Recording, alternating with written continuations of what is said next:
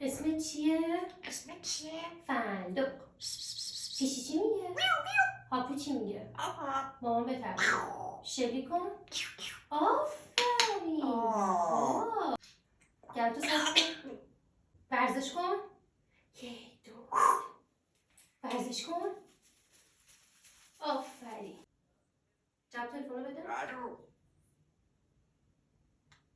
الو کیه؟ مامان سیمان.